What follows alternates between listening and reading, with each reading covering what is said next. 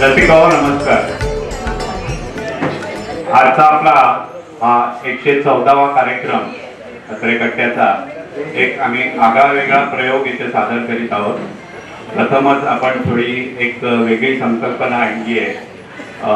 आपण नेपथ्य केलेलं आहे कार्यक्रमाला आणि यापुढे पण आपण साधारण त्या प्रकारे करायचा विचार आहे। एखादी थीम असेल तर त्या थीम प्रमाणे आपण कार्यक्रम करणार आहोत। कवयित्री बहिणाबाई चौधरींचा कार्यक्रम आहे, त्याच्याबद्दल मी आता जास्त काही बोलणार नाही।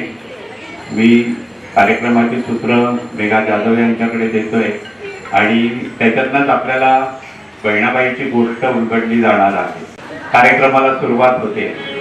अरे खूपामध्ये खूपा सुगरणीचा चांगला देखा पिल्लासाठी तीन झोका काढाले टांगला।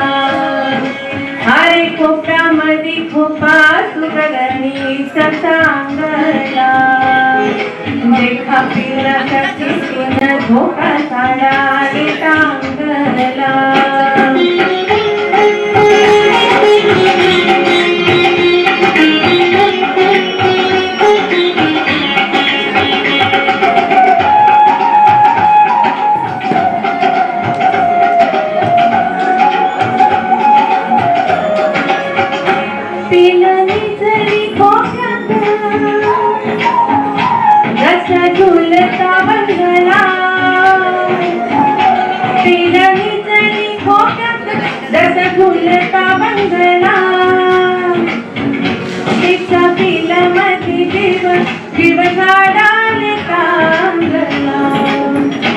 अरे कोपऱ्यामध्ये खूपा सुगरणीचा चांगला देखा पिल्लासाठी तीन झोका काढाले टांगला।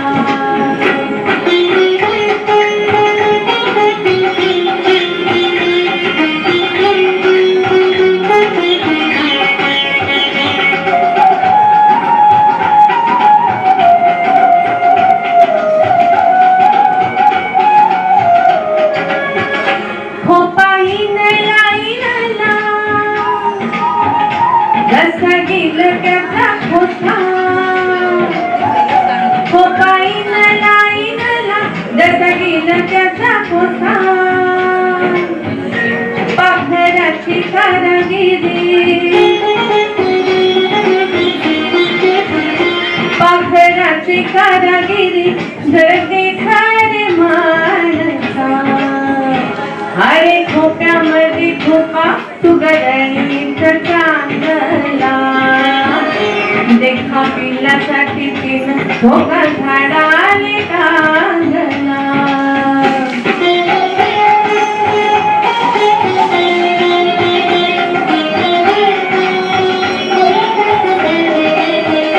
तिची उल्लूशीचा टोचा तेच दात तेच ओठ। तिची उल्लूशीचा टोचा तेच दात तेच ओठ। तुले दिले रे देवान दोन हात 10 बोट। तुले दिले रे देवान दोन हात 10 बोट। अरे कोपऱ्यामध्ये खूपा सुगरणीचा चांगला देखा पिल्लासाठी तीन झोका झाडाले टांगला। झोका झाडाले टांगला, झोका झाडाले टांगला. नमस्कार. आज आम्ही आपल्या समोर सारे सगळेजण मिळून सादर करीत आहोत गोष्ट बहिणाईची.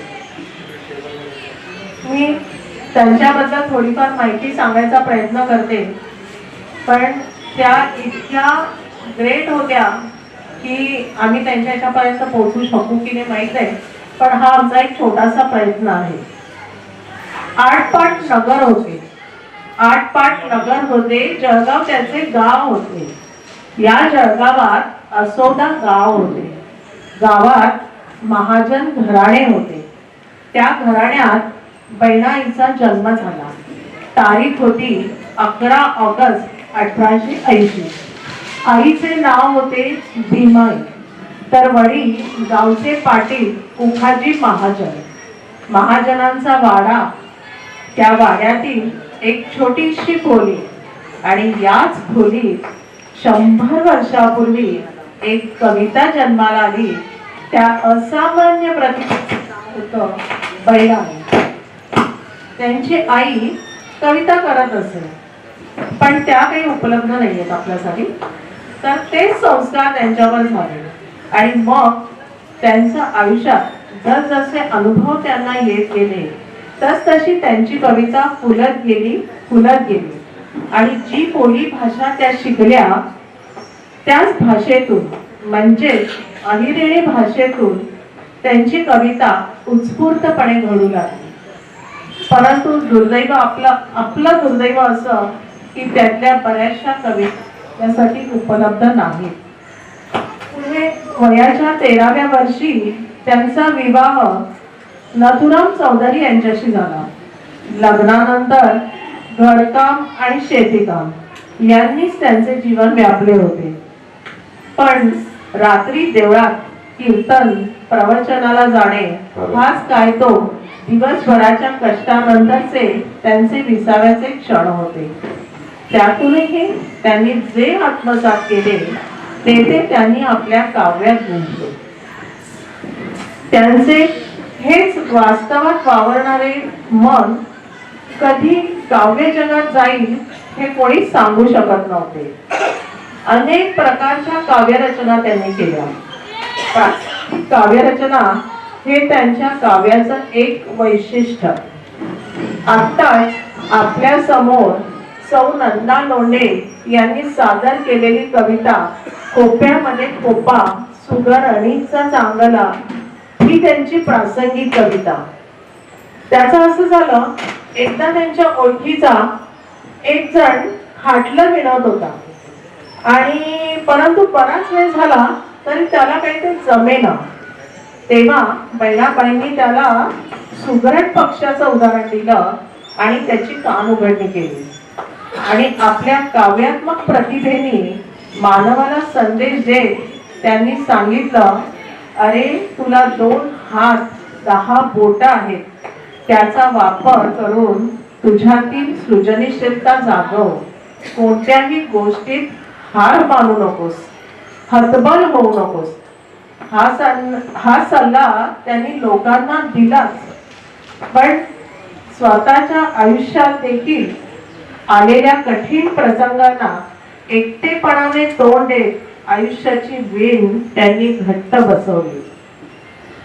13व्या वर्षी बहिणाबाईंचं लग्न होऊन सासरी आल्या, पण वय लहान असल्यामुळे बाकीच्या सासूरवाशिणीप्रमाणे त्यांचेही मन माहेरात गुंतले होते. माहेर हा त्यांच्या आयुष्यातील हळवा कोपरा. माहेरावर त्यांनी कविता केल्या आहेत, जसे की माहेराची वाट. माहेराच्या वाटेत भेटणाऱ्या प्रत्येक गोष्टीचे वर्णन त्यांनी त्या कवितेत केले आहे. पण त्याचबरोबर त्यांनी माहेर या कवितेतून त्यांच्या माहेरच्या माणसांची विशेषता सांगितली आहे.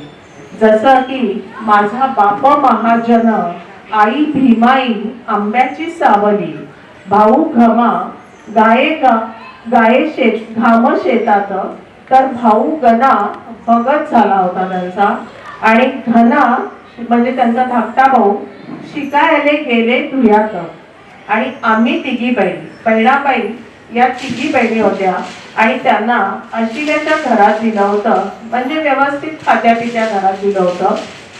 आणि याच माणसांबद्दल माहेरच्या माणसांबद्दल सांगता सांगता त्यांना त्यांच्या माहेराची वाटही मखमलीची वाटते. माहेरचा वारा तर त्यांच्यासाठी निरोप घेऊन येतो. या कवितेतील माहेराचे वर्णन ऐकताना प्रत्येक माहेरवासिनीला आपल्या माहेरची आठवण झाल्याशिवाय राहणार नाही. माहेर ही कविता आपल्या पुढे सादर करीत आहेत सौ वंदना दलाल. नमस्कार. बाप्पाजीच्या हायलीत येती शेत शेतकरी,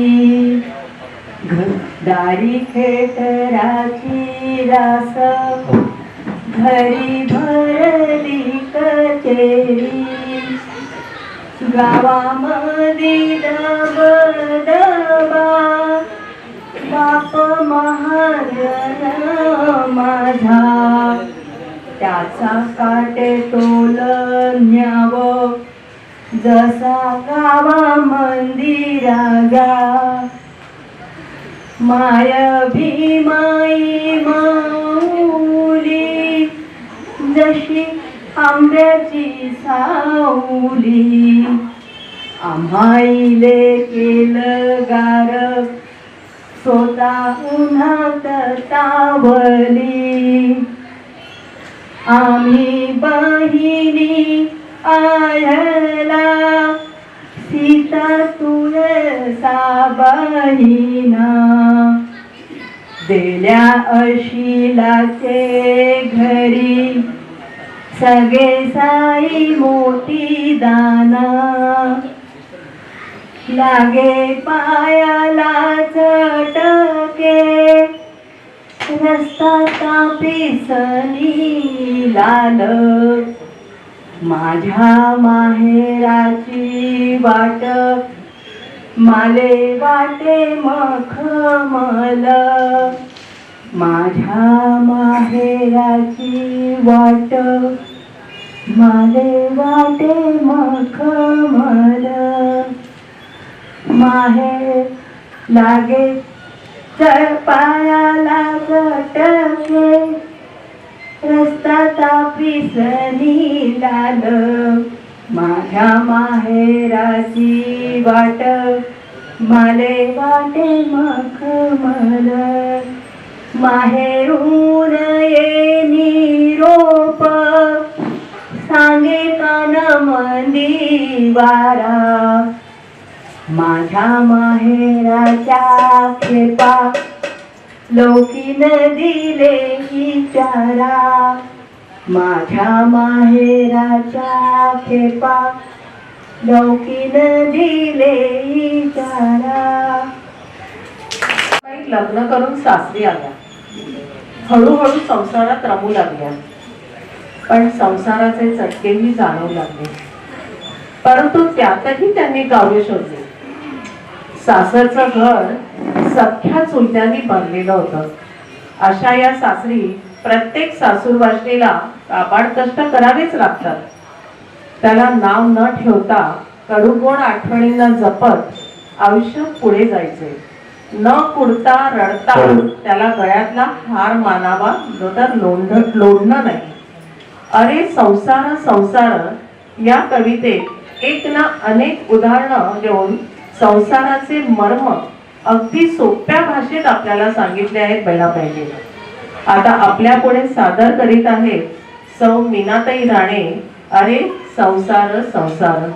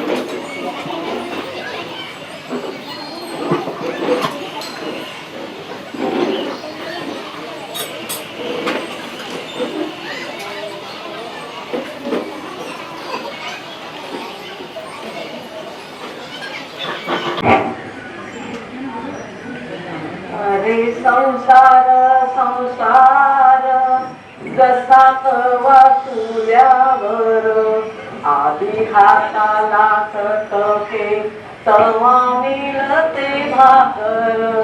अरे संसार संसार जसा कवा तुल्यावर आधी हाताला चटके तेव्हा मिळते भाकर. अरे संसार संसार खोटा कधी म्हणू नये राहुळाच्या कळसेला लोटा कधी म्हणू नये. अरे संसार संसार जसा तवा सूर्यावर आधी हाताला चटके तेव्हा मिळते भाकर. अरे संसार संसार नाही रडण कडण. अरे संसार संसार नाही रडण कुडण. गळ्यातला हार म्हणून रे लोंढण. अरे संसार संसार जसा तवा चुल्यावर आधी हाताला चटके तेव्हा मिळते भाकर. अरे संसार संसार दोन जीवांचा विचार देखो सुखेला नाकार आणि दुखेला मोकार. अरे संसार संसार जसा तवा चुल्यावर आधी हाताला चटके तेव्हा मिळते भाकर. अरे संसार संसार. बहिणाबाईंना स्वतःने केलेल्या काव्याची जाण नव्हती, कारण प्रसिद्धीची भाव नव्हती. त्यांच्या कविता जन्मल्या त्या फक्त स्वांताय सुखाय. त्यांना आपल्या प्रतिभा शक्तीचीही जाणीव नव्हती, त्यामुळे कुठेच अहमपणा नव्हता. सरस्वतीचा वरद हस्त आणि परंपरेचे संस्कार हीच त्यांच्या काव्याची प्रेरक शक्ती होती. सोपानदेव सांगतात, एकदा त्यांच्या नंदेने म्हणजेच राजसास्त्याने त्यांना विचारलं, बहिणा तू माझ्यासारखीच न शिकलेली न पडलेली, मग तुला ही गाणी सुचतात कशी ग? तुला हे कोण शिकवतं? या प्रश्नाचं उत्तर बहिणाबाईंनी माझी माय सरस्वती या कवितेतून दिलं. माय सरस्वतीने जे बीज त्यांच्या मनात पेरलं त्याला अनुभवाची आणि विचार करण्याच्या प्रवृत्तीने पोचले. आता आपल्या समोर सादर करत आहे सौ माधुरी डिचोलकर, माझी माय सरस्वती.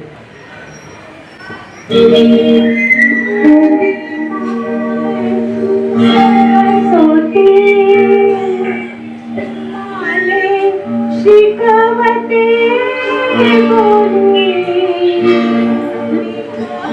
महिनाच्या मणी किती कुपित पेरली माझी माय सरस्वती. माले शिकवते कोणी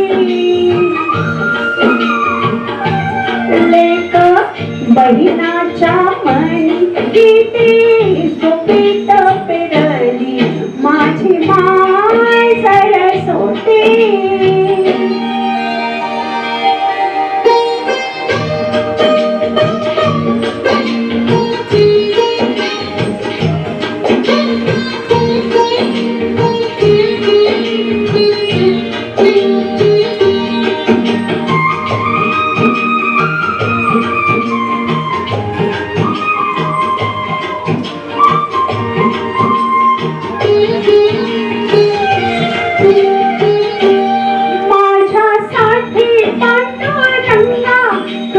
गीता भागवत माझ्यासाठी पांडुरंगा,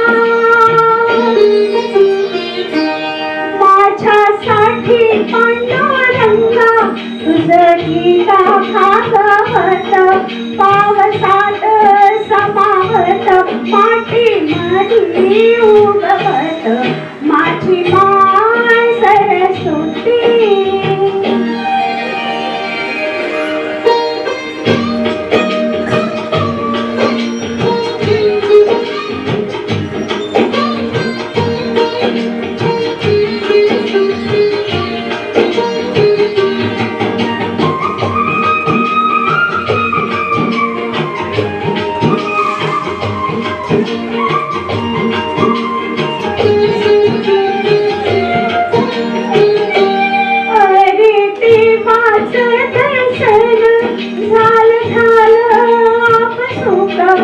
अरे देवाचं दर्शन झालं झालं आपसुक हिरदात सूर्या बापा हिरदात बापा दाये रूपाचं रूप दाये रूपाचं रूप माझी माय सरस्वती माने शिकवते बोली लेक बहिणाच्या मणी किती गुपित फिरली माझी माय सरस्वती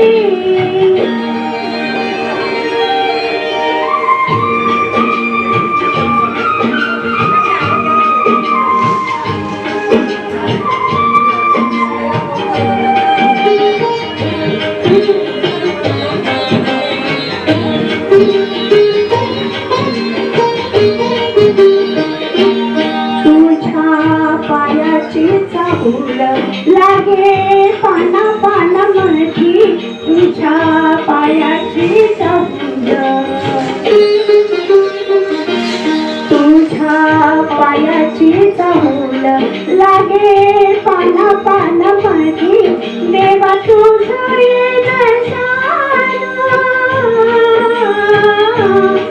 देवा तुझं वारा सांगे कानामध्ये वारा सांगे कानामध्ये माझी माय सरस्वती माने शिकवते बोली लेक बहिणाच्या मनी किती गुपित फिरली माझी माय सरस्वती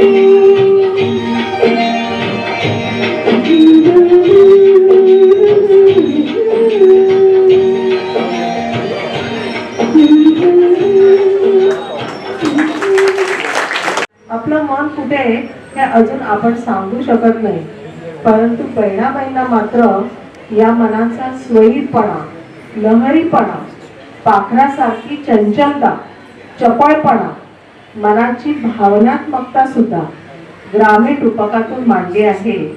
कधी हे मन त्यांना खसखशीच्या दाण्या एवढं वाटतं, तर कधी ते आभाळापेक्षाही मोठं वाटतं, तर कधी ते विंचवा सापापेक्षा जहरी वाटतात.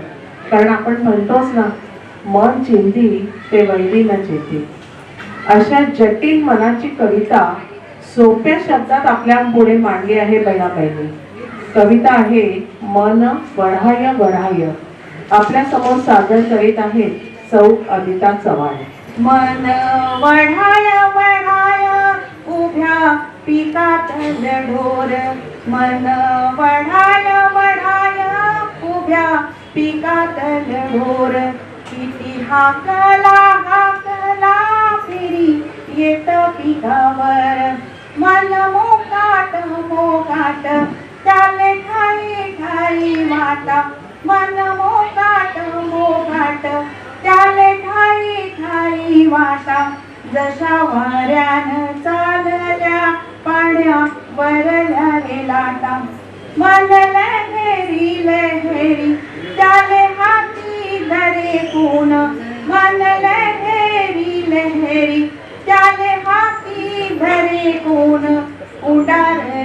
उडारल जस वारा वाहदन मन जहेरी जहेरी याच न्यारी तंतर मन जहेरी जहेरी याच न्यारी तंतर अरे इचू साप बरा त्याले उतारे मंतर अरे इचू साप बरा त्याले उतारे मंतर मला पाखरू पाखरू याची काय सांगू मात आता व्रत भुईवर गेलं आभायात मनाच्या पाया चाले नाही जरा धीर मनाच्या पाया चाले नाही जरा धीर साठे भई सनाई आलं आलं धरतीवर.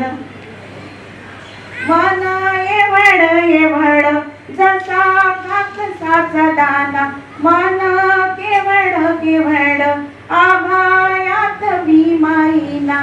देवा कस गेलं मन असं नाही दुनियात, असा कसा रे तू योगी काय तुझी करामात. देवा असं कसं मन असं कसं रे घडल, कुठे जागेपणी तुले असं समान पडल, कुठे जागेपणी तुले असं समान पडल.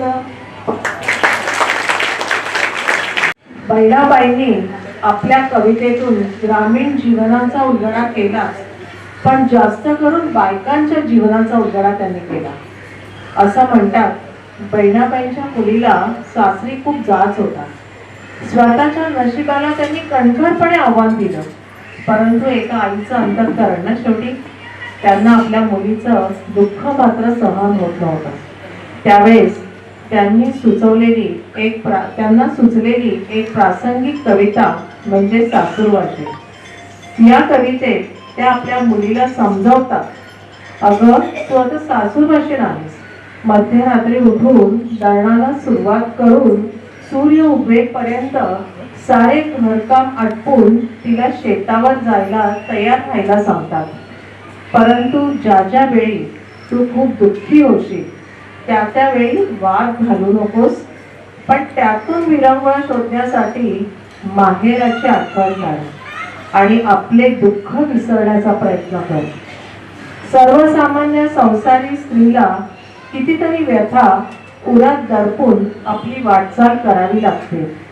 ती व्यथा पुढील कवितेतून आपल्या समोर सादर करीत आहेत सौ मीनाताई, सौ योगिनीताई, सौ प्रणवती आणि सौ अदिता. हा एक ऍक्ट आहे, तर समजून घ्या. आम्हाला जरा थोडंसं प्रयत्न केला आहे छोटासा.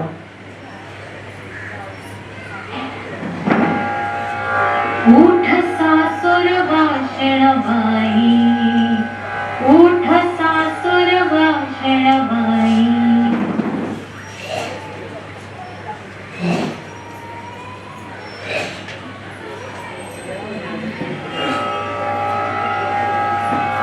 उठ सासूर भाषण बाई, उठ सासूर भाषण बाई.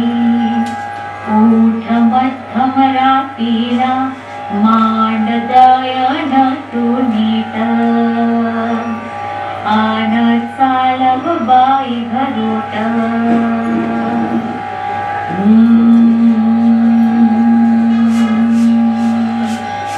उठ सासूर भाषण बाई, उठ सासूर भाषण बाई.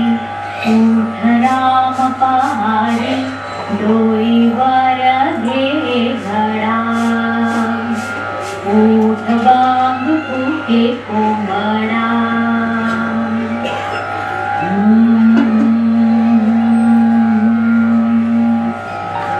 उठ सासूर भाषण बाई, उठ सासूर भाषण बाई. उठ स्वयंपाकाले पेटव दे चुला, बाप्पा आला.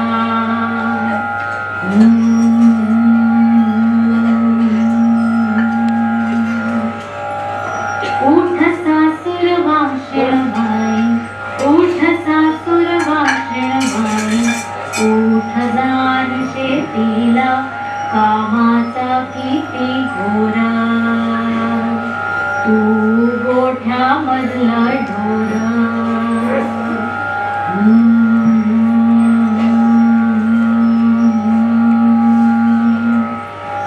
उठ सासूर भाषण बाई, उठ सासूर भाषण बाई. सुरू झाली वटा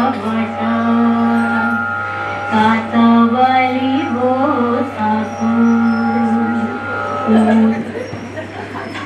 सासू ऊस डोळ्यामधले आसू. उठ सासूर वाशिण बाई उठ सासूर वाशिण बाई घे शोषी सन घालू नको गोवार कर माहेराची याद कर माहेराची याद.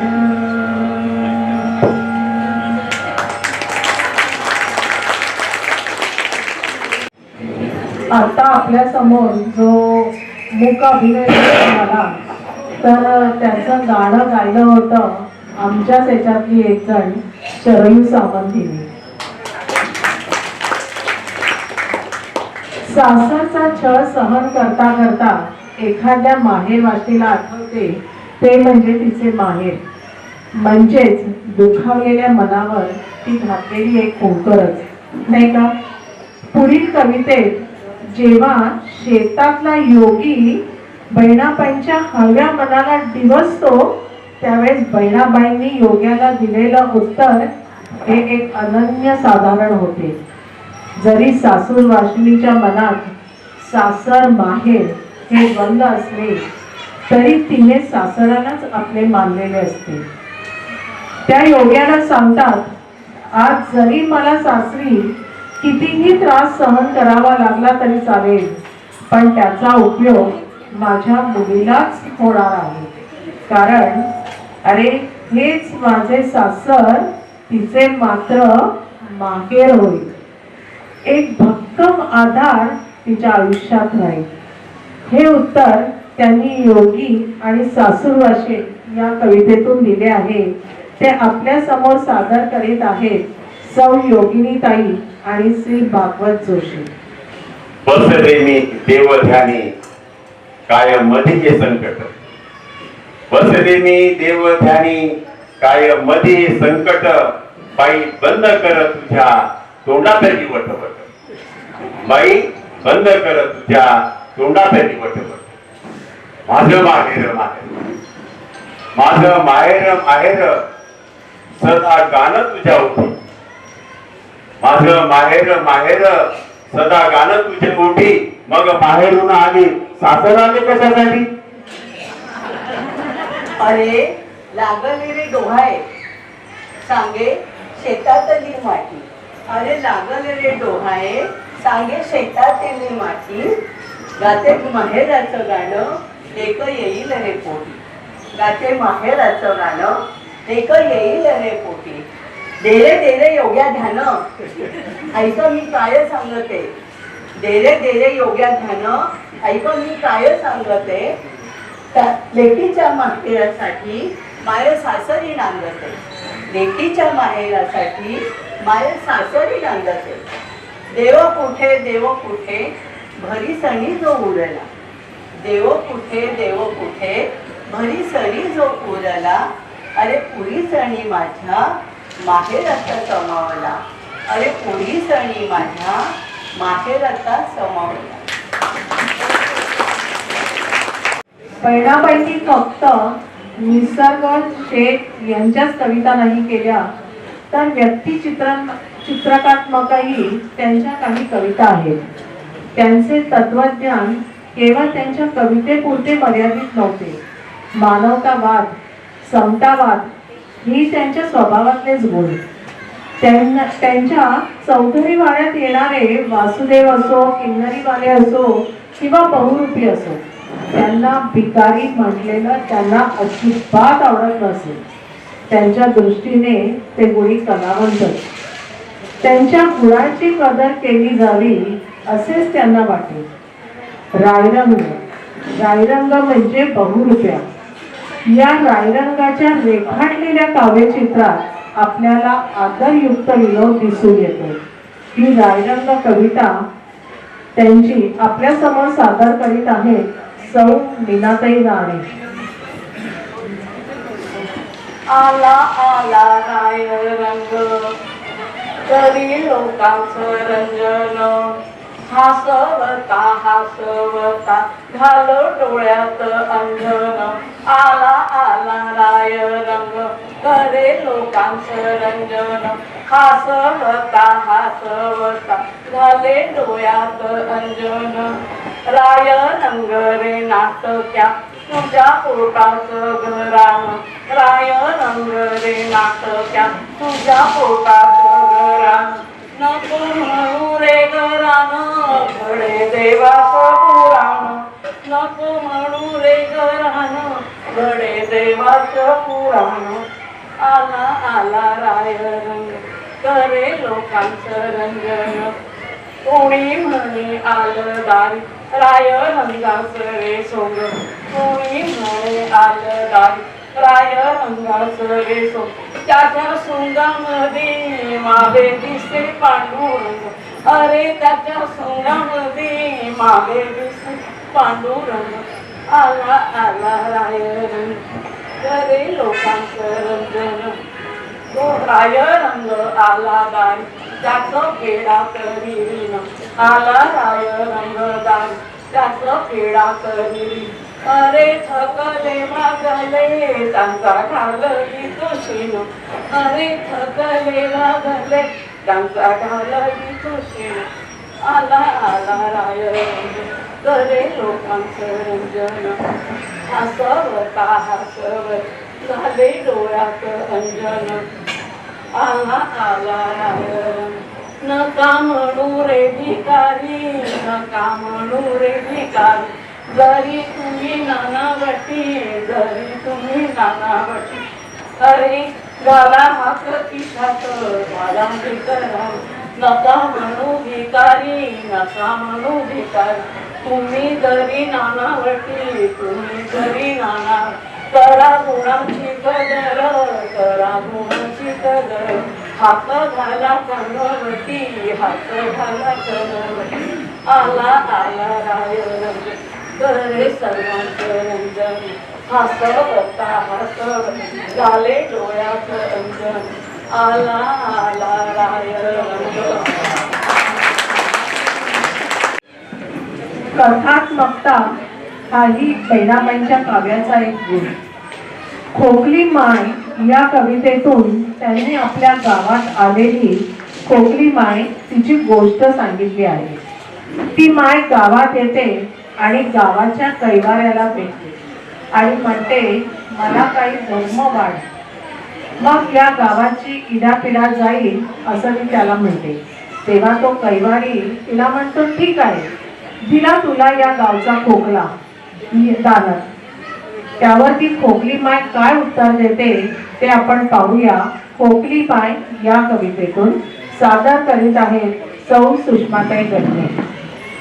हिवाळ्याचं थंड वार बोरी पिकल्या रानात आली जय गावामधी आली खोकल्याची साथ आली जय गावामधी आली खोकल्याची साथ.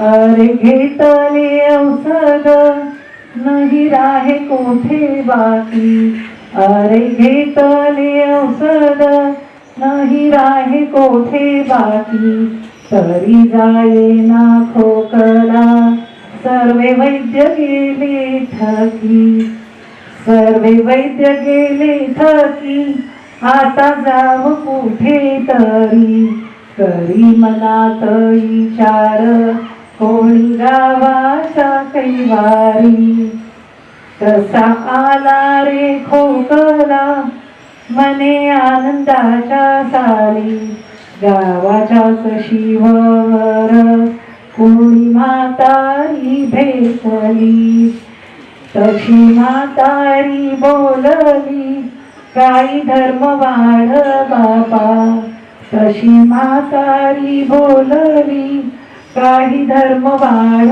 बापा. पिढा पिढा या गावाची वळी जाईन रे सपा पिढा पिढा या गावाची वळी जाईन रे सपा. गेला गेला सर्वांनी बी गावामधला खोकला असा खोकल्याचा वाटा म्हातारी न उचलला असा खोकल्याचा वाटा म्हातारी न उचलला. धन्यवाद. बाहेरच्या काव्य जगाशी बहिणाबाईंचा कधी संबंध आला नाही, कारण अक्षर ओळखच नाही. परंतु आजूबाजूच्या अनुभूतीतून आत्मसात करून त्यांच्याकडून घडला तो एक काव्यविष्कार. त्यांना वयाच्या 30व्या वर्षी वैधव्य आलं आणि त्या आधीही त्या कविता करत असत, पण नंतरही त्यांच्या कविता अजून बहरत गेल्या. कारण काव्य म्हणजेच त्यांच्या जीवनातील एक विरंगुळा राहिला होता. काबाड कष्ट करताना, एकाकी जीवनात जाच सहन करताना अंतर्मनात दाटून आलेल्या भावनांचा कण काव्य रूपानेच बाहेर पडत असे. पती निधनानंतर बहिणाबाईंनी स्वतःची समजूत घातली आणि ही परिस्थिती आली तरी उरलेल्या गोंधळाच्या बळावर नशिबाला आव्हान देऊन त्या सिद्ध झाल्या. मनगटातील कर्तृत्वावर विश्वास ठेवला, लोकांची सहानुभूती नाकारली. त्यांच्या दुःखात कारुण्य असले तरी कुठेही आकांत अक्रस्तळेपणा नव्हता. मनाचा तोल ढळू न देता डोळे पुसून कर्तव्याला सामोऱ्या गेल्या. त्यांचा निसर्गातील अदृश्य परमेश्वरावरती खूप विश्वास. निसर्ग त्यांच्या काव्यरूपातून माणसाला खूप काही शिकवून जातो. ती शिकवण त्यांच्या कवितेतून आपल्याला पाहायला मिळते. ऊन वारा सहन करून शेतात येणाऱ्या पिकाला माणसाची भूक भागवण्याची इच्छा असते. दुसऱ्याच्या सुखात समाधान शोधण्याची वृत्ती. त्याचप्रमाणे आपल्या जवळ जे असेल ते देण्यात माणसाने कुचराई करू नये ही शिकवण बहिणाबाई आपल्याला हिरिताचं देणं घेणं म्हणजेच हृदयापासून दिलेलं देणं या कवितेतून देत आहे. आपल्या समोर सादर करीत आहे शरयू सामंत. नको लागू जीवा सदा मतलबा पाठी, नको लागू जीवा सदा मतलबा पाठी. हिरिताचं देणं घेणं नाही पोटासाठी, हिरिताचं देणं घेणं नाही पोटासाठी. नको लागू जीवा सदा मतलबा पाठी, नको लागू जीवा सदा मतलबा पाठी. उभी शेतामध्ये पीक ऊन वारा खात खात, उभी शेतामध्ये पीक ऊन वारा खात खात. तरसती केव्हा जाऊ देवा भुकेल्या पोटात, तरसती केव्हा जाऊ देवा भुकेल्या पोटात. पेटवारे चुल्हाता मांडा ताटवाटी, नको लागू जीवा सदा मतलबा पाठी, नको लागू जीवा सदा मतलबा पाठी. पाहिसानी रे लोकाचे व्यवहार खोटे नाटे, पाहिसानी रे लोकाचे व्यवहार खोटे नाटे. तव्हा गोरी बाभाईचा आले अंगावर काटे, तव्हा गोरी बाभाईच्या आले अंगावर काटे. राखोळीच्या साठी झाल्या शेताले कपाटी, नको लागू जीवा सदा मतलबा पाठी, नको लागू जीवा सदा मतलबा पाठी.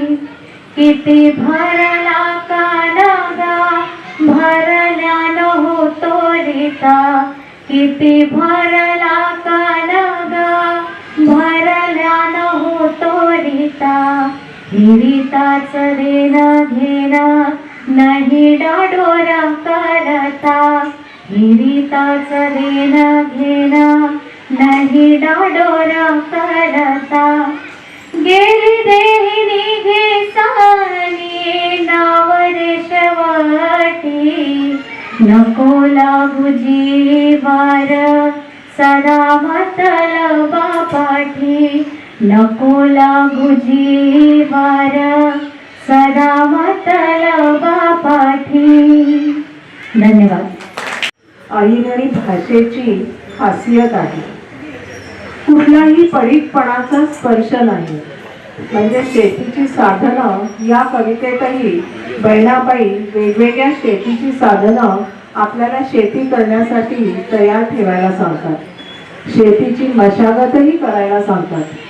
पुढे पावसाची वाट पाहता पाहता आला की पाऊस. आणि या तापलेल्या धर्तीवर जेव्हा पहिला पाऊस पडतो त्याच्या परिमळानं त्यांचे मन सुखावून गेले आहे. पाऊस हा त्यांचा आवडता ऋतू.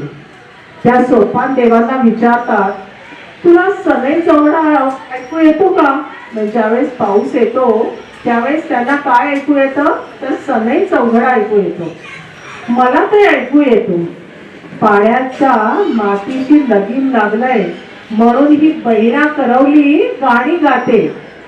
त्यांनी आपल्या काव्यात आला पाऊस या कवितेतून केलेले पावसाचे वर्णन, सगळ्यांची उडालेली धांदल आणि हो पहिल्या पावसात भजी खाण्याचाही कार्यक्रम आपल्या समोर सादर करीत आहेत सौ मीनाताई, सौ योगिनीताई, सौ अदिता आणि सौ प्रणवती.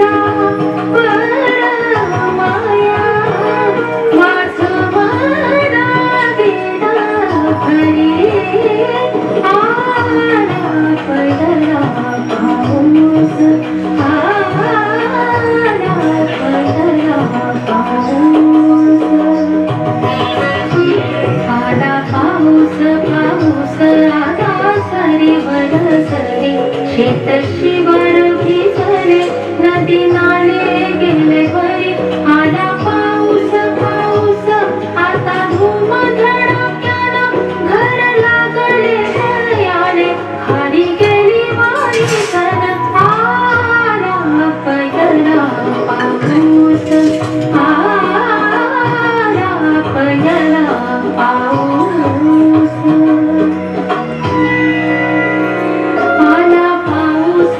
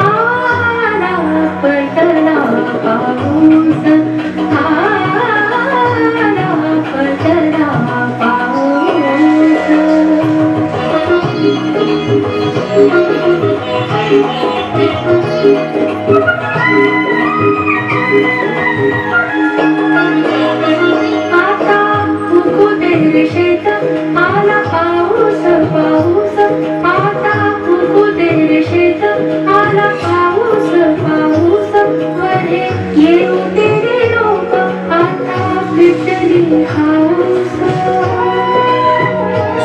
मध्ये येऊ दे रूप आता पेटली हाऊस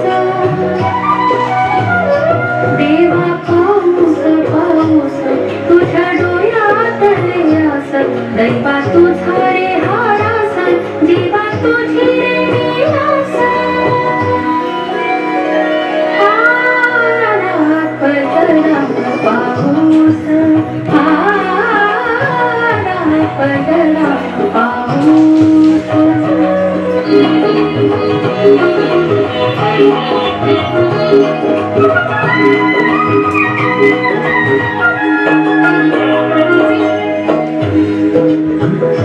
येता पाऊस पाऊस पावसाचे नजरे आता खाली वळे माझे गणपती बंधले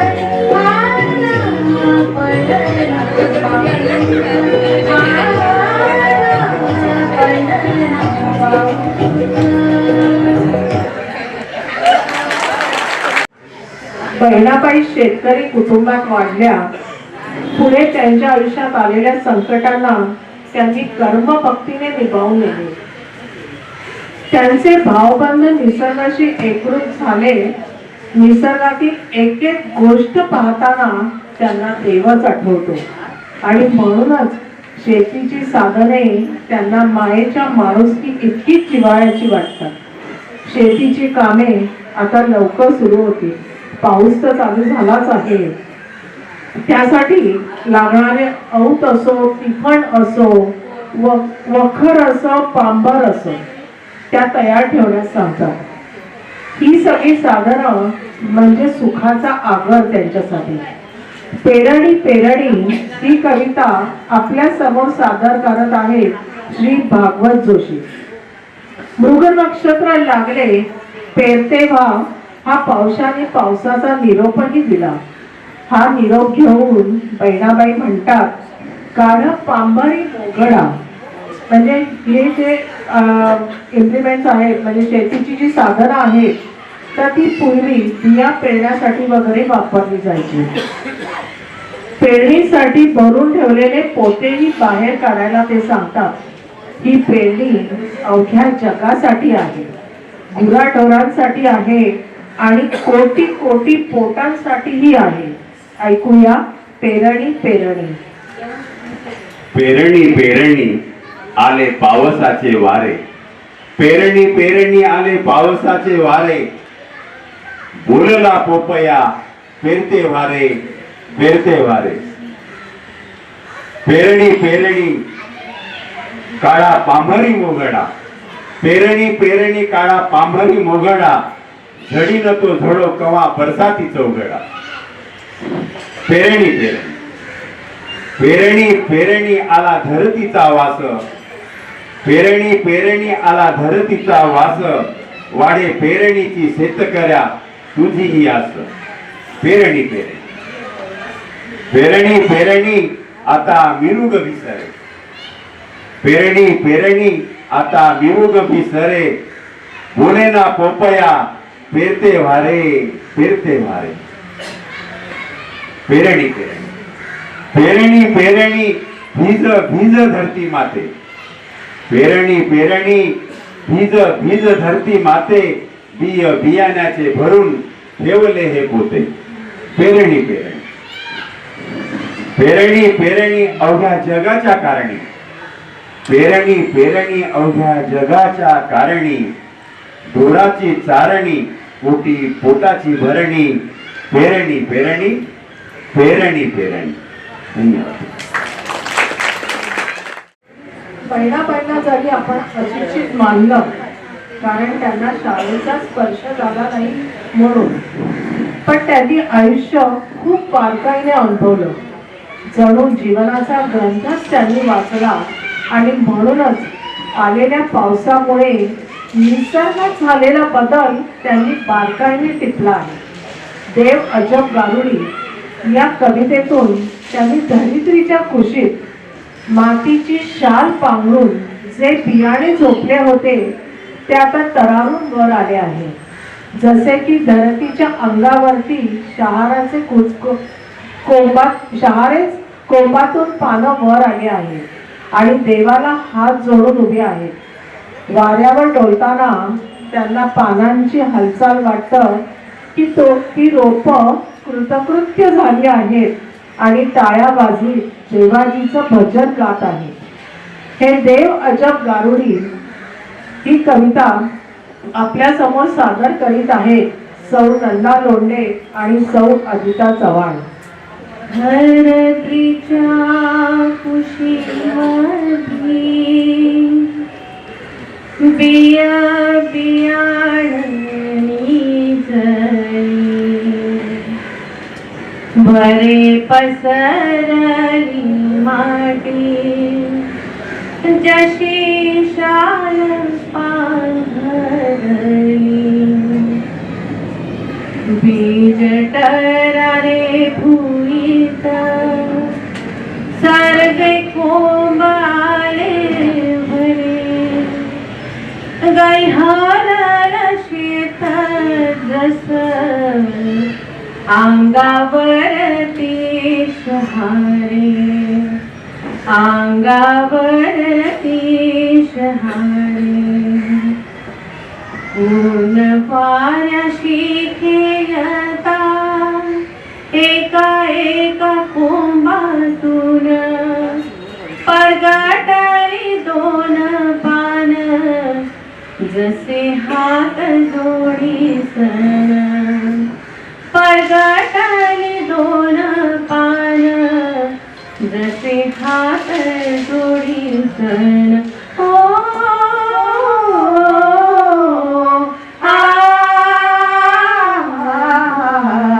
टाळ्या वाजवती पान गंग देवाच्या भजनी, टाळ्या वाजवती पान गंग देवाच्या भजनी. जसे करती कारुण्या होऊ दे रे आबादानी, जसे करती कारुण्या होऊ दे रे आबादानी. दिसा माझा वय वाढ रूप झाली आता मोठी, दिसा माझा वय वाढ रूप झाली आता मोठी. आला पिकाले बहार झाली शेतामध्ये दाटी, आला पिकाले बहार झाली शेतामध्ये दाटी. कसे वाऱ्यानं डोलती दाणे आले गाडी गाडी, कसे वाऱ्याने डोलती दाणे आले गाडी गाडी. दैव गेलं रे उघडी देव जप गारोडी, दैव गेलं रे उघडी देवा जब गारोडी. दैव गेलं रे उघडी देवा जब गारोडी.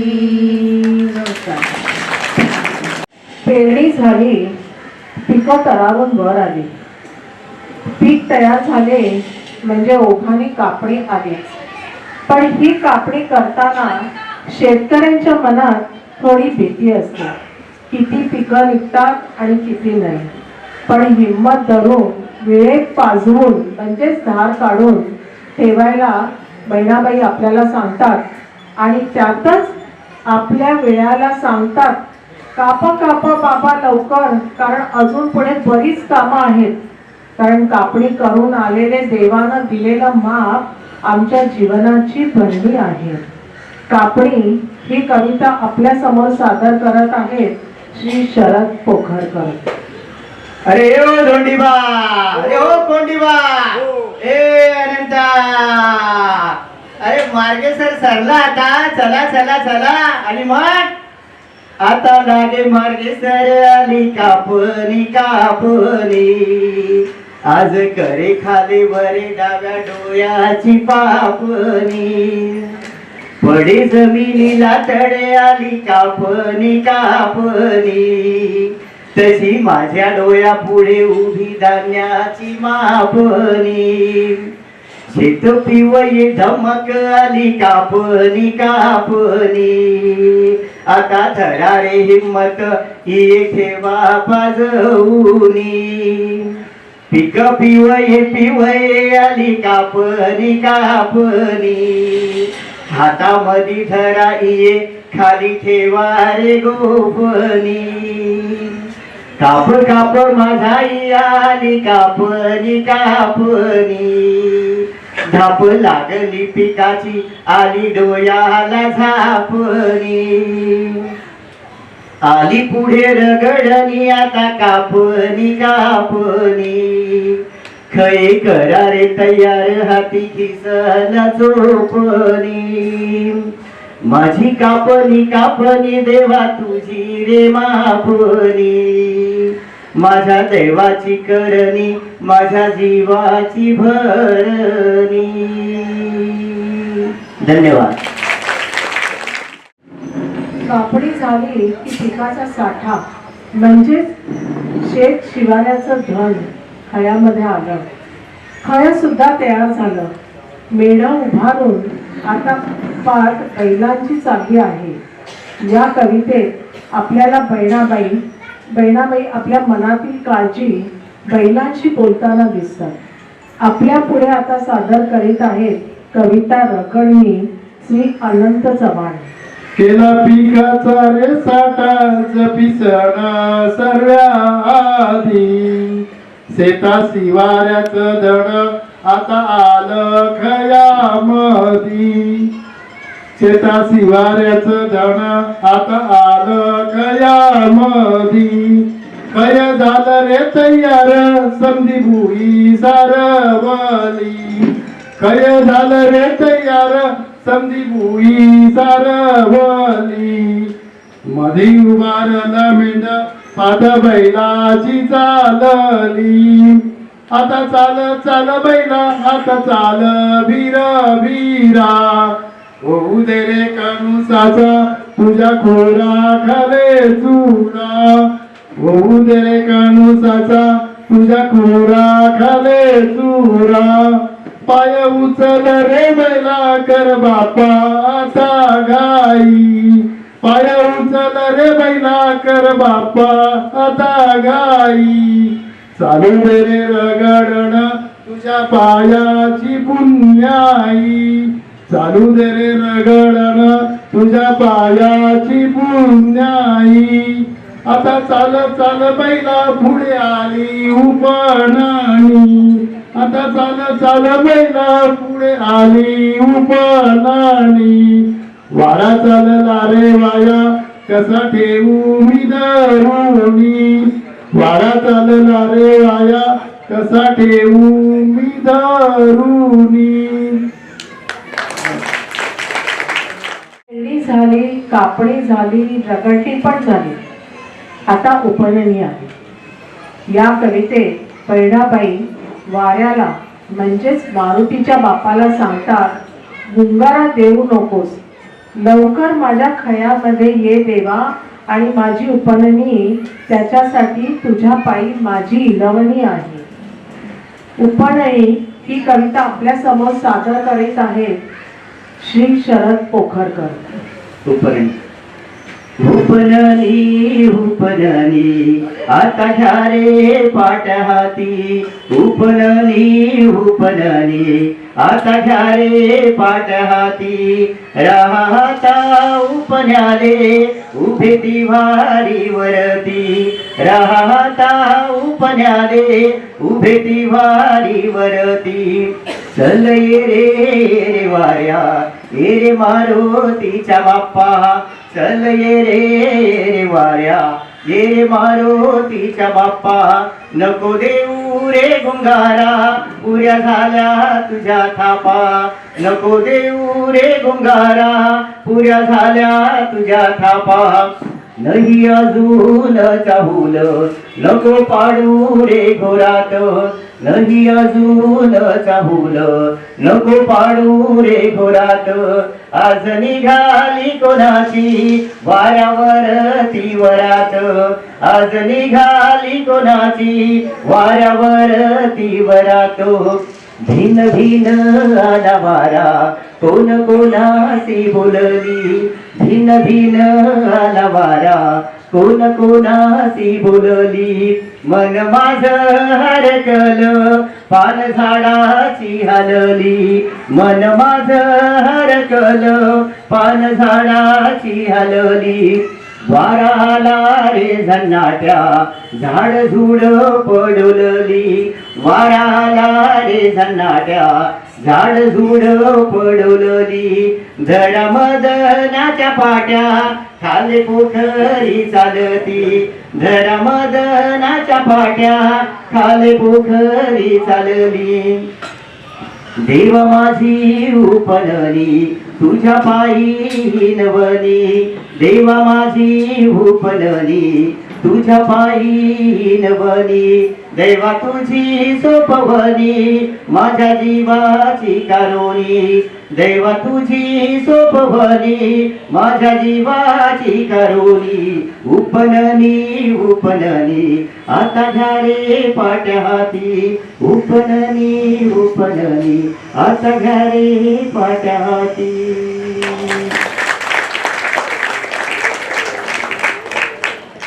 गावातील शेतीची कामे साधारण अक्षय तृतीयेपर्यंत संपलेली असतात.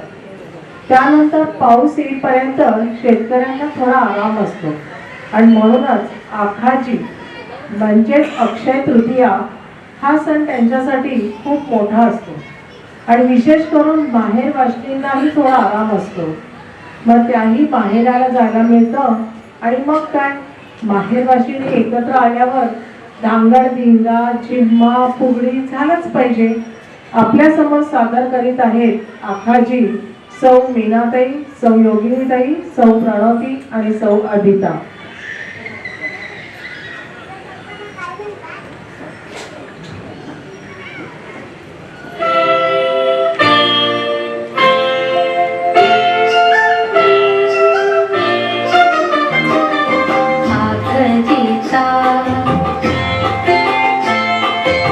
आखरीचा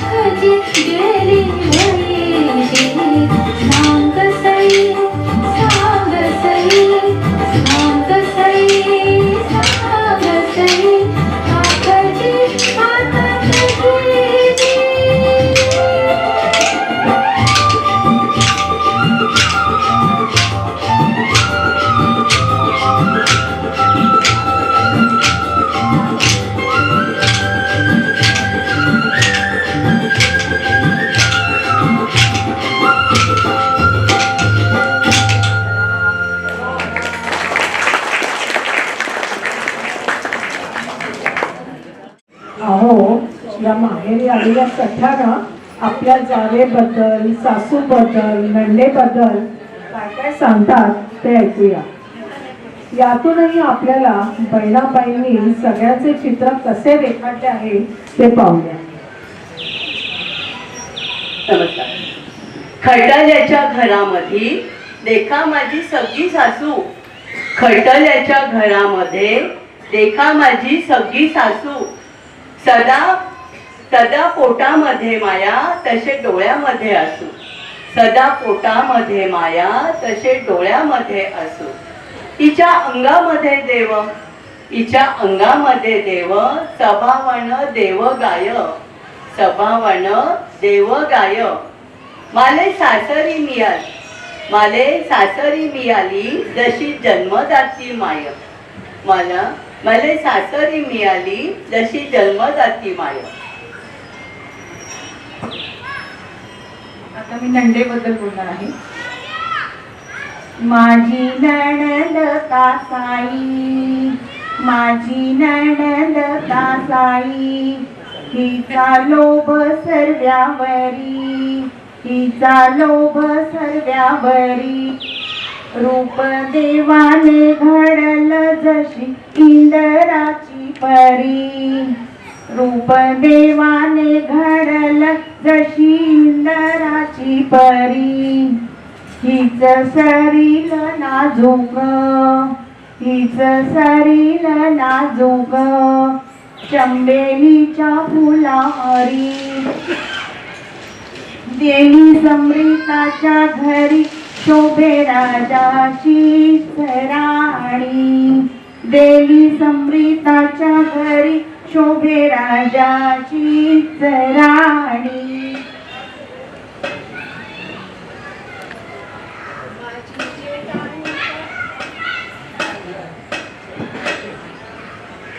माझी जेठानी पानाई कशी मनातली गोट,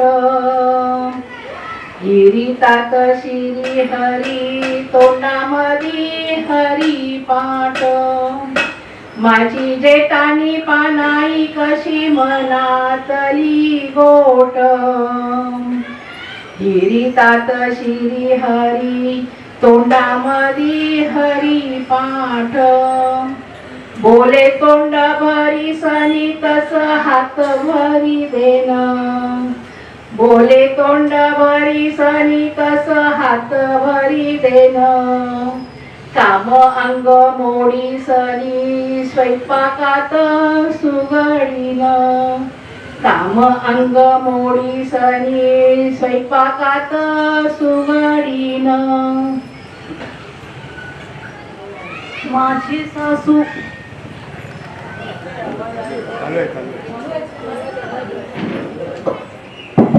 हॅलो.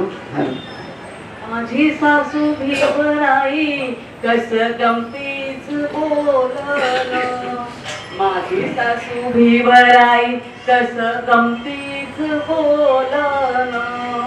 माझी सन अव गेले पोट गेलं फुटी सन, हाशी सन अव गेलं पोट गेलं फुटी सन.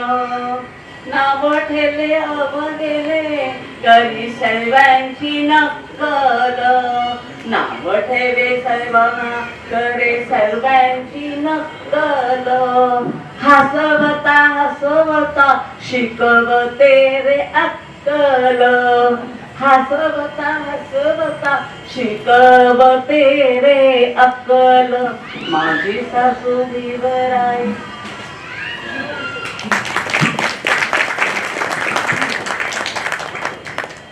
आता आपल्यासमोर अजून 2 सादरीकरणं होतील आणि त्याच्यानंतर कार्यक्रमाची सांगता होईल. आज आपण जो कार्यक्रम केला बहिणाबाईंबद्दलचा, त्याचा लेखाजोखा आपल्या स्वतःच्या कवितेत गुंतला आहे. अर्थात आरतीताई ज्या आपल्या आता समोर सादर करीत आहेत, त्यांनी स्वतःही केलेली कविता बहिणाई. बहिणाई खानदेशाचे भीमाई आणि उमाजी महाजन, खानदेशाचे भीमाई आणि उमाजी महाजन यांची ही कन्या. नथुजी चौधरी यांची झाली ती भार्या. नथुजी चौधरी यांची झाली ती भार्या. तारुण्यात तिला वैधव्य आलं. तारुण्यात तिला वैधव्य आलं. मन मात्र तिचं खचून नाही गेलं. मन मात्र तिचं खचून नाही गेलं. 3 लेकरांची ती माय संसार ओढत राहिली. शेती आणि कुटुंब सांभाळताना कधीच नाही हरली. शेती आणि कुटुंब सांभाळताना कधीच नाही हरली. पाठ्यपुस्तकाशी नव्हता आला तिचा संबंध. पाठ्यपुस्तकाशी नव्हता आला तिचा संबंध. तरी मनामध्ये तिच्या कवितेचा गंध. तरी मनामध्ये तिच्या कवितेचा गंध. जीवनाची घडी कष्टाने बसवली. जीवनाची घडी कष्टाने बसवली. भावनांची मैफिल तिने कवितेतून सजवली. भावनांची मैफिल तिने कवितेतून सजवली. संसाराचे गणित काव्यातून सोडवले. संसाराचे गणित काव्यातून सोडवले. नाते तिने निसर्गाशी जोडले. नाते तिने निसर्गाशी जोडले. सामाजिक प्रश्न तिच्या कवितेने हाताळले. सामाजिक प्रश्न तिच्या कवितेने हाताळले. बोधामृत तिच्या काव्याने पाजले. बोधामृत तिच्या काव्याने पाजले. खानदेशी अहिराणी भाषेत मधुर काव्याचा धांडोळा. खानदेशी अहिराणी भाषेत मधुर काव्याचा धांडोळा. प्रेम, दुःख, संघर्ष या भावनांचा तिने केला सोहळा. प्रेम, दुःख, संघर्ष या भावनांचा तिने केला सोहळा. लोककविता, ओव्या हा तिच्या कवितेचा बाज. लोककविता, ओव्या हा तिच्या कवितेचा बाज. सहज गुणगुणता येणं हा तिच्या काव्याचा साज. सहज गुणगुणता येणं हा तिच्या काव्याचा साज. किती किती शिकवलं आणि किती किती दिलं. किती किती शिकवलं आणि किती किती दिलं. तिने काव्य प्रकाराला किती सहज सजवलं. तिने काव्य प्रकाराला किती सहज सजवलं. काव्याचं लेणं यायल्या बहिणाबाई. काव्याचं लेणं यायल्या बहिणाबाई. कवयित्रींच्या अग्रस्थानी बसली ही काव्याची माई. बसली ही काव्याची माई.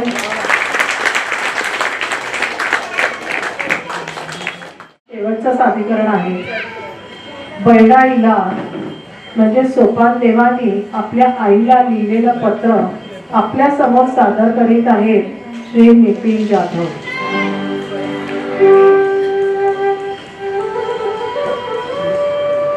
प्रिय आई, नमस्कार. पत्रास कारण की आज तुझी सगळ्यांनी खूपच आठवण काढली. मन खूप भरून गेलं. कशी सामोरी गेली आलेल्या संकटांना. कोणतं बळ तुझ्याकडे होतं, त्यामुळे तू आलेल्या आयुष्यात आलेल्या संकटांना तोंड दिलं. आलेली संकट तू काव्यात गुंफली.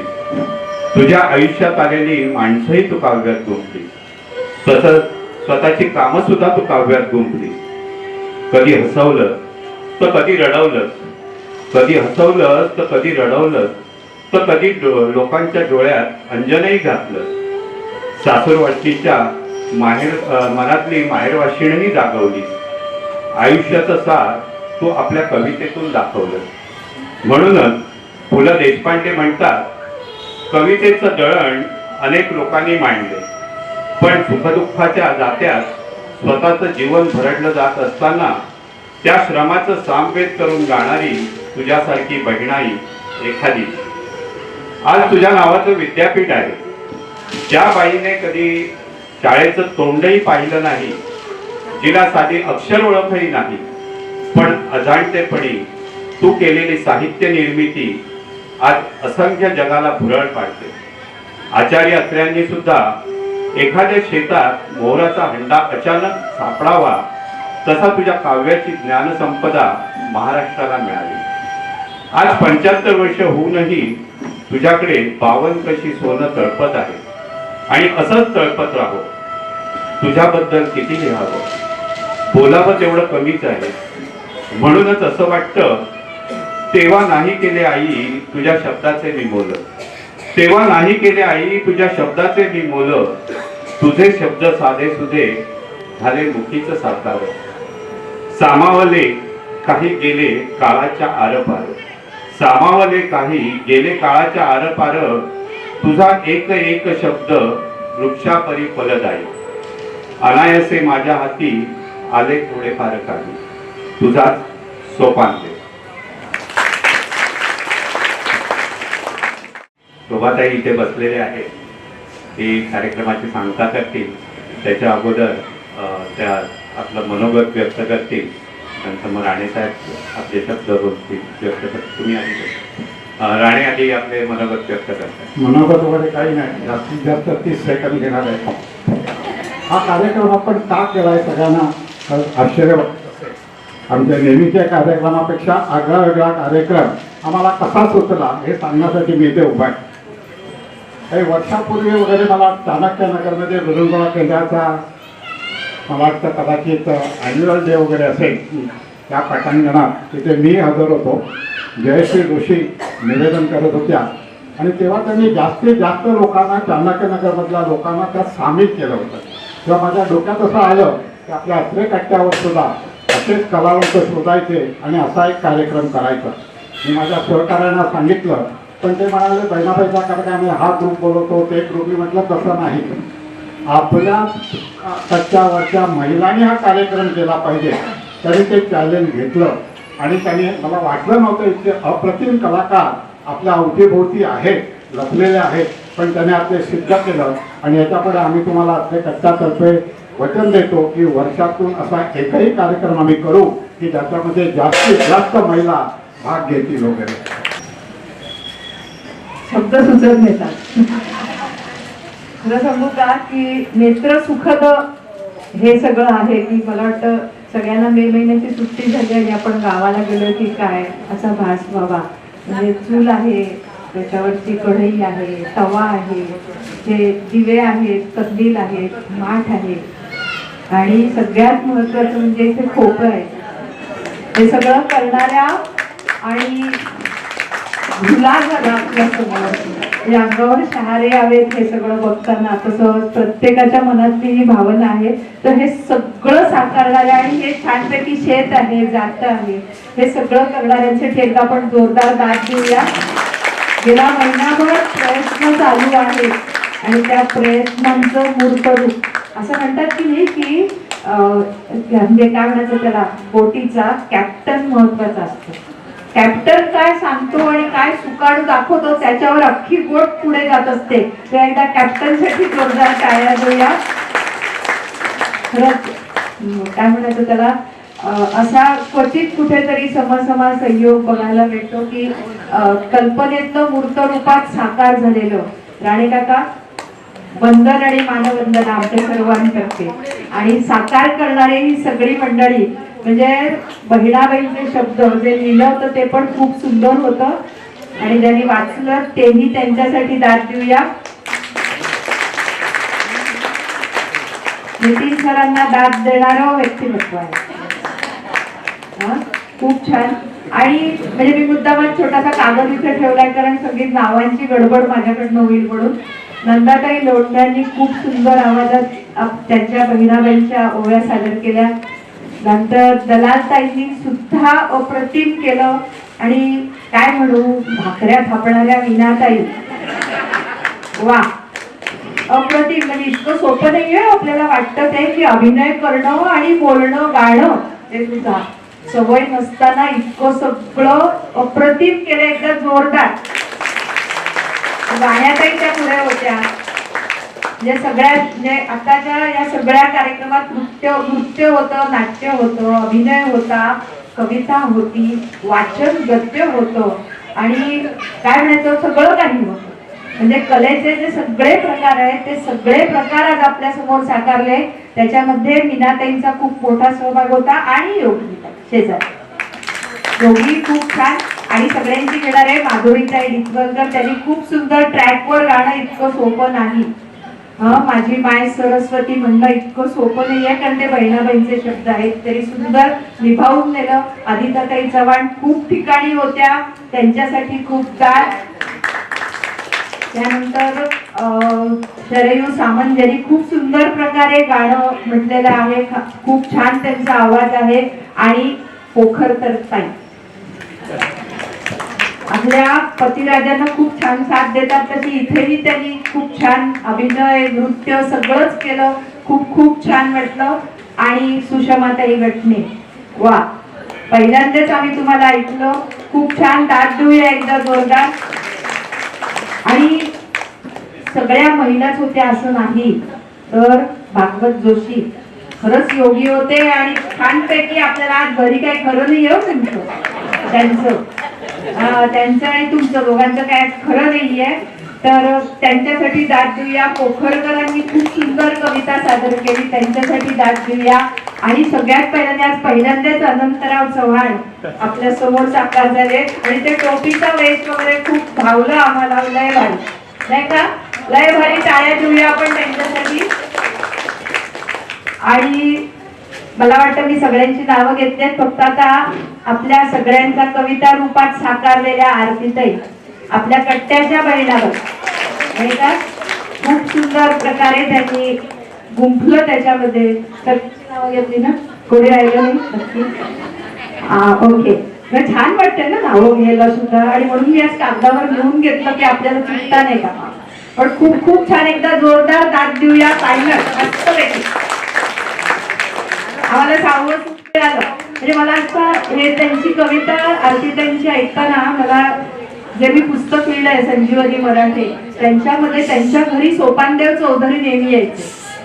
त्या सगळ्या फ्लॅशबॅक मध्ये मी गेले आणि खूप छान वाटलं. आरतीताई तुम्ही आमच्या कट्ट्याच्या बहिणाबाई आहातच अगदी नक्की. आणि हे सगळं बघताना मला आठवण कसली झाली माहितीये का, की या वयात हे गेले 1.5 महिना म्हणजे गवत नंदाताईंनी म्हणे लावलंय आणि त्यांच्या सगळ्या सहकार्यांनी, त्यांच्यासाठी सुद्धा दाद देऊया. म्हणजे काय म्हणतात ते, आपल्या शारीरिक कष्टांवर किंवा शारीरिक ह्याच्यावर इतका आत्मविश्वास बाळगणाऱ्या, मला त्या कवितेची आठवण झाली की लहरों से डरकर नौका कभी पार नहीं होती, कोशिश करने वालों की कभी हार नहीं होती. खूप छान, आम्हाला खूप खूप आनंद मिळाला. आणि सगळ्यात गमतीचा आणि आनंदाचा भाग नितीन सर तुम्हाला सांगते की आज महाराष्ट्र शासनाचे यशवंतराव चव्हाण पुरस्कार जाहीर झाले आणि त्यातला बहिणाबाई चौधरींच्या नावचा पुरस्कार उत्कर्ष शाळेतले शिक्षक संजय शिंदे यांच्या अष्टगंध प्रकाशनाला त्यांना नाही मिळालेला, त्यांनी प्रकाशित केलेल्या पाठीवरच्या बाया या कवी सचिन शिंदे यांच्या पुस्तकाला बहिणाबाई पुरस्कार आजच जाहीर झालेला आहे. आणि त्या योगावर आपला छान कार्यक्रम, त्यांचा फोटो छान इथे लावलेला आहे. खूप खूप आनंद झाला. आणि त्यांनी जे हे केलं ना की मन कसं आपलं मन वडाय वडाय पण आहे, कसं वाऱ्यासारखं एकदा कधी वर जातं खाली जातं. त्यामध्ये मला एक छोटासा श्लोक आठवला म्हणून फक्त सांगते की आपलं मन किती चंचल असतं. पण संस्कृत सुभाषितकाराने फक्त मन नाही तर 10 गोष्टी सांगितलेल्या आहेत. मा मनो मधुपो मेघो मद्यपो मर्कटो मरुत मक्षिका मत्कुडो मत्स्यो मकाराहा दशचंचलाहा.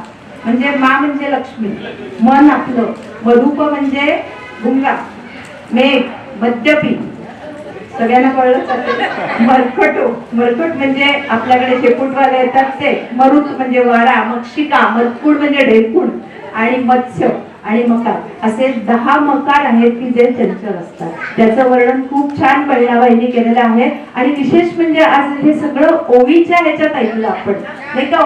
ओवी म्हणजे काय, तर ओघा ओघात येते ती ओवी. हा, बायांना दळण दळावं लागतं हे आपण बघितलं. आता आपल्याला काही येत नाही, परंतु त्यावेळेला प्रत्येक गोष्टी जात्याला म्हणजे जात्याला शरण होऊन त्याला विनंती करायची, त्याच्याशी गप्पा मारायचे की बघा की भरड दळतात ना, म्हणजे मूग किंवा ज्याचं पीठ करतो ना आपण, ती जी दंड ते पटकन होतं. त्यामुळे ते भरड दळताना कमी कष्ट होतात, पीठ करताना खूप कष्ट होतात. आणि सगळ्यात जास्त अवघड म्हणजे हळद जे हळकुंड असतात ना त्याचं हळद बनवणं हे खूप अवघड असतं.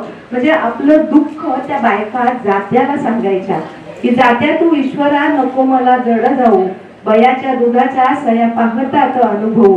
बया म्हणजे आई, म्हणजे जातं ओढताना दुःख सांगतात त्या बाया आणि मोठ ओढताना दुःख सांगतात ते पुरुष. असं त्यावेळची प्रथा होती. म्हणजे आज मला म्हणून वेदनांचा वेद करण्याचं सुंदर कौशल्य बहिणाबाईकडे होतं. ते आज तुमच्या कार्यक्रमात उलगडलं आणि मला प्रत्येक क्षणाला वाटत होतं की हे सगळं जे नेपथ्यातलं सुंदर केलेलं आहे ना, हे लहान मुलांनी बघायला पाहिजे होतं. म्हणजे आज आपण सगळ्यांनी आनंद तर घेतलाच, परंतु मुलांना हे काहीच माहिती नाही. म्हणजे आपल्या आजच्या मुलांना गतिमा माहित नाही, शांता शेळके माहिती नाही आणि इंग्लिश मीडियम मध्ये जातात, त्यामुळे तर काहीच माहिती नसतं.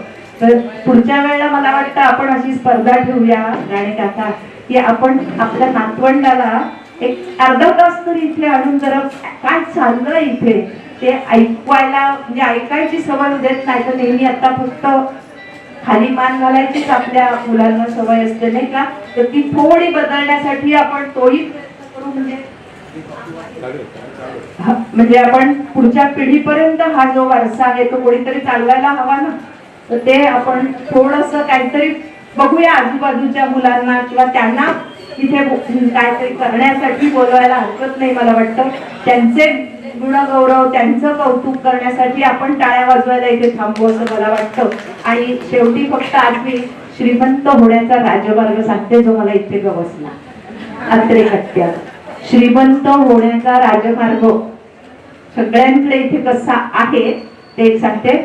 उत्साह संपन्न, उत्साह संपन्नम अदीर्घ सूत्रम क्रिया विधिज्ञम व्यसनेषु असक्तम शूरम कृतज्ञम दृढसौहृदम च लक्ष्मी स्वयं याती निवास हेतु हो. निवास हेतु म्हणजे राहण्यासाठी लक्ष्मी स्वतःहून येते. कोणाकडे? उत्साह संपन्न, जो इथे शिगोशिक भरलाय सगळ्यांकडे तिथल्या. इतके कौतुकाने ह्यांनी केलं बरोबर आहे, पण टाळ्या वाजवणारे तरी कोणतरी हवेत ना. त्यामुळे आपल्या सगळ्यांसाठी गाज हा उत्साह आपल्या सगळ्यांमध्ये आहे.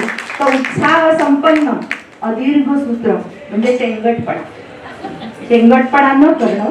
क्रियाविधिज्ञ म्हणजे क्रियाविधी जाणणारा भागवत जोशी आहेत. क्रियाविधिज्ञम व्यसनेषु असक्तम व्यसनापासून 4 हात लांब राहणारा. शूरम कृतज्ञ दृढसौहृदम च दृढसौहृदम म्हणजे लोकांचं भलं करणारे. आपल्याला माहितीच आहे अत्रे कट्टा कायम समाजाचं भलं करण्यात आलेलं आहे. आणि असं जेव्हा गुण एकत्र येतात त्यावेळेला लक्ष्मी स्वतःहून वास करण्यासाठी आपल्या घरी येते. मला वाटतं इथे प्रत्येकाकडे लक्ष्मी स्वयं याती निवास भेटो असं झालेलं आहे असं मला वाटतं. आणि अशीच प्रत्येकाच्या इथे घरी लक्ष्मी येवो आणि पुढच्या वेळी अधिक वेगळा कार्यक्रम घेऊन आम्ही इथे दाद द्यायला येऊ. आणि आपलं जे पूर्वजांचं ऋण आहे ते काही अंशी फेडण्याचा प्रयत्न आहे. मराठी संवर्धन पंधरवडा नुकताच झाला, मला वाटतं त्याला ही दाद आहे नाही का. खूप छान, खूप अभिनंदन, खूप कौतुक. असं छान करत राहा. आणि नेहमी असं म्हणतात की काहीतरी जीवन जगाला उद्दिष्ट असावं लागतं आणि ते तुम्ही खूप छानपणे उराशी बाळगलंय. आपण कसं करतो पेक्षा सुद्धा आपण ते करण्यामध्ये जी गुंतवणूक आहे त्याच्यातली जी भावनिक एक काय म्हणायचं ऊर्जा आहे ना ती आपल्याला जगण्याला प्रेरणा देत असते नाही का. कारण बघा की हे सगळे लोक डोळे भरून तुमची वाट कुणीतरी पाहतच ना. ऊन 2 घास तुमच्यासाठी वाढतच ना. मग शांततेत कोणायचं की दुवा देत उडायचं, सांगा कसं जगायचं हे सगळं तुम्ही शिकवलंय. खूप खूप छान वाटलं. आणि सांगू का की हा आनंद असाच तुमच्या सगळ्यांच्या आयुष्यात असाच येऊ देत, असाच राहू देत. आणि अत्रे कट्टा नव्या पिढीसह जोमाने बहरू देत, फुलू देत, त्याच्या पारंब्या अधिक खोलात जाऊ देत एवढी शुभकामना व्यक्त करते. आणि मला वाटतं पुढच्या वेळेला कार्यक्रमाला नक्कीच छान दाद असेल अशी आशा करते. मनापासून धन्यवाद.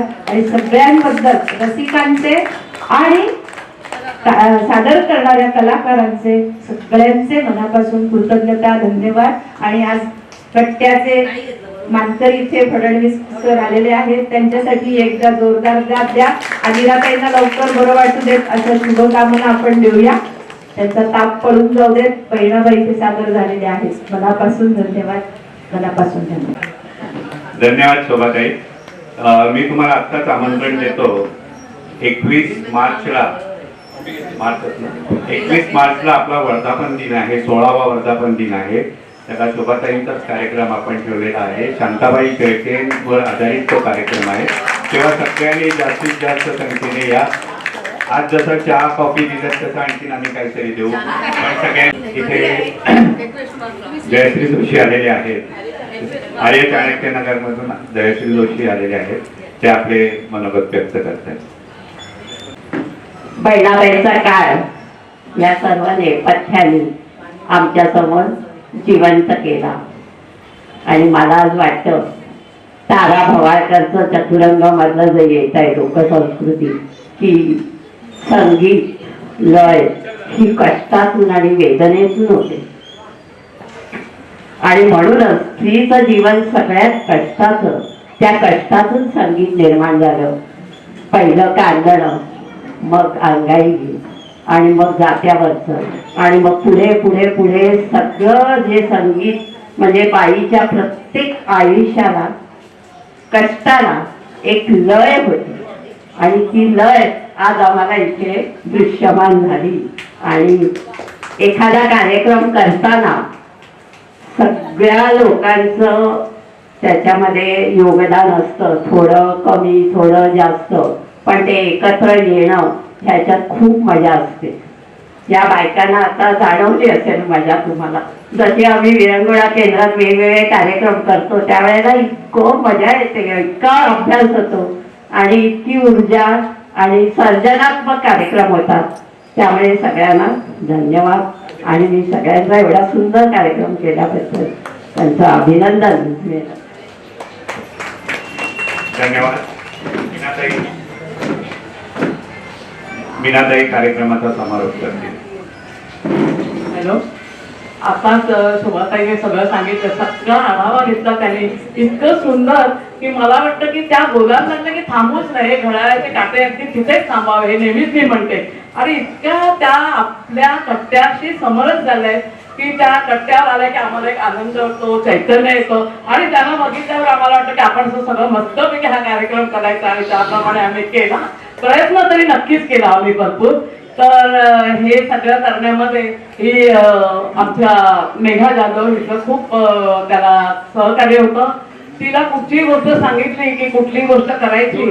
आमचे हुंडा झाला, त्याच्यानंतर पंढरीची वारी झाली आणि हा आता 3रा प्रोग्राम आमचा इथे सादर आम्ही केला बहिणाबाईंवरती. तर असे ते चांगले चांगले प्रोग्राम आमच्याकडून करून घेईल ह्याच्यासाठी मी तिचे आभार मानते. की आम्हाला अजूनही आम्हाला अशी ऊर्जा येईल की आम्हाला वाटणार नाही आमचं वय झालंय म्हणून. तर तू मेघा आमच्याकडून असे आता तुझ्या डोक्यात असे सावित्रीबाई फुले आहेत तसा इथे नारी शक्तीचा जो आपल्याकडे प्रोग्राम झाला शोभाताईंचा, तर तशा कितीतरी स्त्री आहेत. त्यांच्या आधारावर आपला हा कार्यक्रम आपण करत राहायचा. आणि रसिको तुम्ही अशीच आम्हाला उत्साहाने साथ द्यायची. आता सांगायचं तर हे सगळं इथल्या लोकांनी आमचे कार्यकर्ते सकाळपासून झटत होते. त्याच्यासाठी प्रत्येकाचे हात पुढे होते की त्यांना काय जायचं आहे, कोणाला संध्याकाळी काय करायचंय. सगळे कार्यकर्ते अगदी झटून कुठे काही कमी पडत नाही.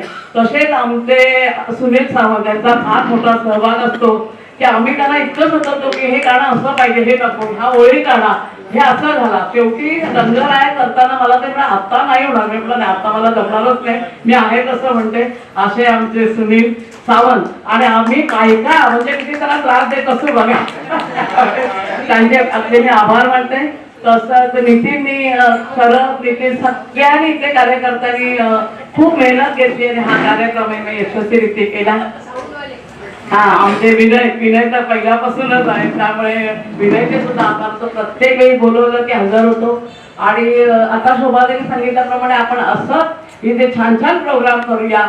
आणि मेघाचं एक चांगलं आहे की ती रागवत नाही. आम्ही प्रॅक्टिसला जाताना नेहमी कोणी उशिरा यायचं, कोणी म्हणायचं मला शक्य नाही, तेव्हा ती रागवत नसते. अरे नाही व्हायला पाहिजे, आपण एवढे काय तरुण नाही आहोत, आपल्याला परत परत करायला पाहिजे. हे ती वयाचं आम्हाला आठवण करून द्यायची की तुम्ही रोज करा, या तुम्ही. पण तरी न रागवता तिने आम्हाला हा एवढ्या सगळ्या लोकांना घेऊन जो यशस्वी तिथे कार्यक्रम पार पडला त्याच्याबद्दल परत एक तर धन्यवाद. आणि मी इथेच थांबते कारण शोभाताईने सगळं सांगितलंय. कार्यक्रम संपण्यापूर्वी आणि काका काही सांगू इच्छित आहे. नाही, चांगली बातमी. कार्यक्रमाचा इफेक्ट किती असतो त्याची बातमी देतोय. की आपल्या अनंत चव्हाणचे भाऊ पहिल्यांदाच आपल्या कार्यक्रमात सुरेश चव्हाण आणि ते सगळे भारावून गेले. इतका चांगला कार्यक्रम तुम्ही करताय, माझ्याकडून 5,000 रुपये देणगी द्या. कार्यक्रमाचा इफेक्ट आहे म्हणून तुम्हाला मी सांगतो. आणि त्याच्या पुढे जाऊन सांगतो की शोभाताईंचं भाषण ऐकून ते म्हणाले शोभाताईंना माझ्या गावी घेऊन या. आणि मी लगेच कबूल केलं. त्यांचं खारेपाटणच्या बाजूला घालवली म्हणून गाव आहे, तिथे मी शोभाताईंना घेऊन जाणार आहे. त्यांचा म्हणजे कसं अत्रे कट्टा फोपावतोय आणि त्या अत्रे कट्ट्याच्या नावाखाली कोकणला जाणार आहेत. त्या त्यांच्या गावाला आम्ही जाणार आहोत. तर हे अत्रे कट्ट्याच्या प्रेमाबद्दल खरंच आम्ही आभारी आहोत.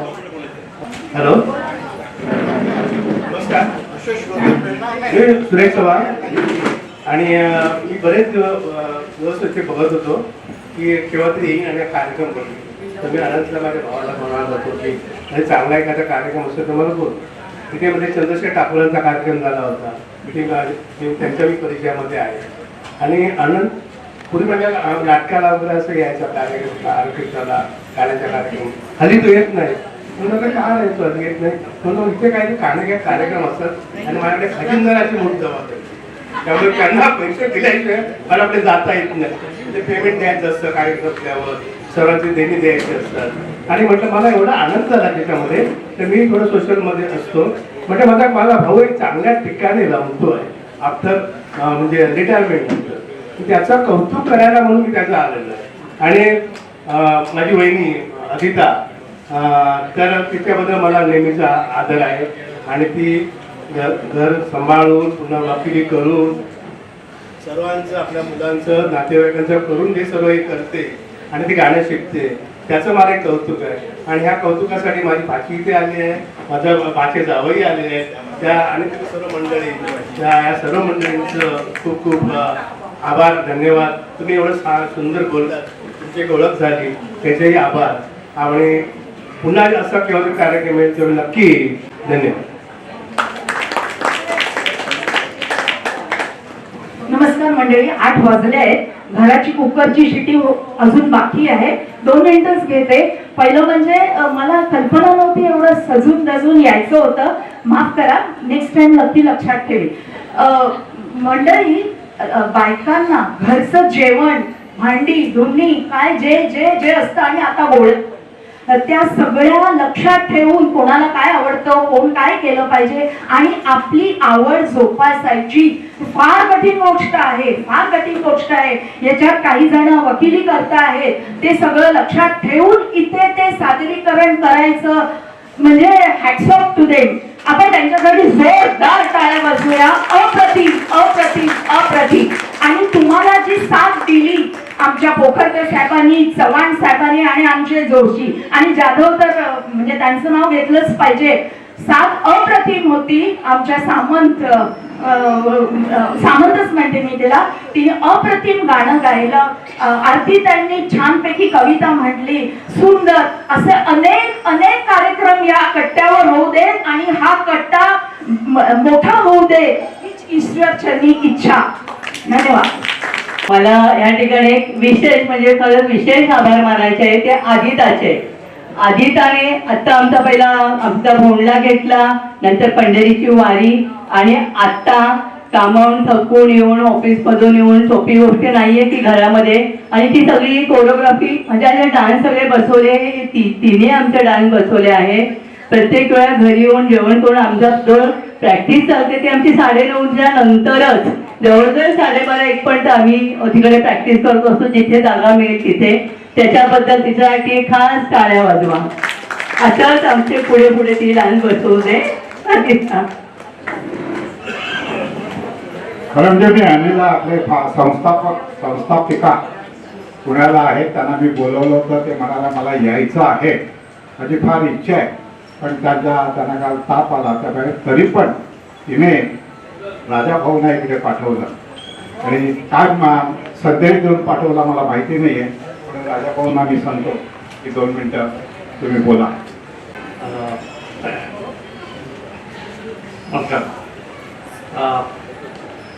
अनिलाला बरं नाही आहे त्यामुळे ती आली नाही, पण तिने मला पाठवलं. रेणाबाईंचा कार्यक्रम पहिल्यांदा बघितल्यापासून तेव्हा मला माझ्या आजीची आठवण आहे. खरं म्हणजे ती जातं, ते चूल, त्या काड्या, कंदील, त्या सगळं आठवलं.